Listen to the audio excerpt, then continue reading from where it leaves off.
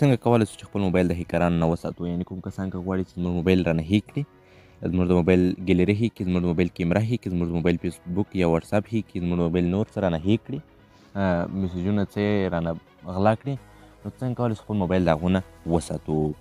نو دا ویډیو په همدې باره کې ده. ویډیو تر پایه وګورئ. تاسو به هیکرانو نه بچ یاست او ستاسو موبایل به هېڅکله نه درانه هیک کېږي او څوک به ستاسو معلومات نه غلط استفاده نه کوي. راځئ چې ویډیو پیل کړو. ملګرو، زه یم ستاسو ورور احمد الله همت د همت پښتو ټیکنیکل یوټیوب چینل څخه.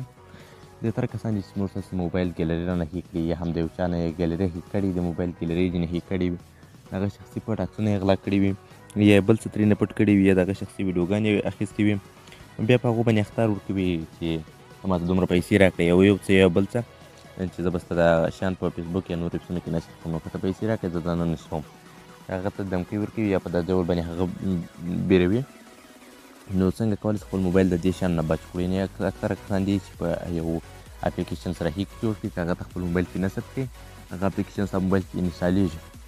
ته کله نصب کړي په موبایل کې، ستا موبایل کله هغه اپلیکیشن مه سره خلاص کړي چې هر څه ستا هیک ورکړی وي، که ستا ګیلري وي، که ستا کیمره وي، که هر څه وي هغه درنه هیک کړي سره موبایل ده.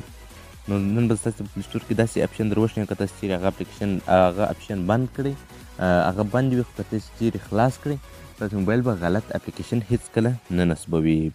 د هغه دپاره ملګرو تاسې راسئ خپل پلی سټور به راخلاص کړئ. پلی سټور په هر موبایل کې ستا پلی سټور چې مو کله راخلاص کړئ په سر کې دغه نیم دی، پر دغه باندې به ورته کلیک وکړئ.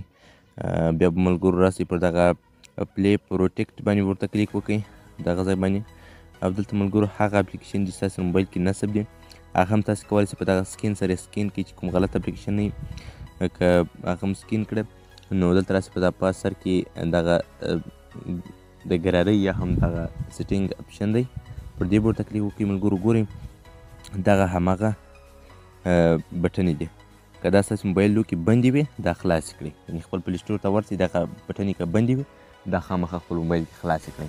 کیدای شي ستاسو په موبایل کې هر یو برنامه که نه نصبېږي هغه دغه دی، هغه برنامه یا غلطه ده یا ستاسو کریډیټ غلا کوي یا ستاسو بل څه درنه پټوي. که چیرې تاسو خپل موبایل کې دغه بټنې په پلی سټور کې خلاصې کړئ ستاسو موبایل به هېڅکله غلط اپلیکیشن نصب نه کړي او ستاسې معلومات به نه غلا کېږي.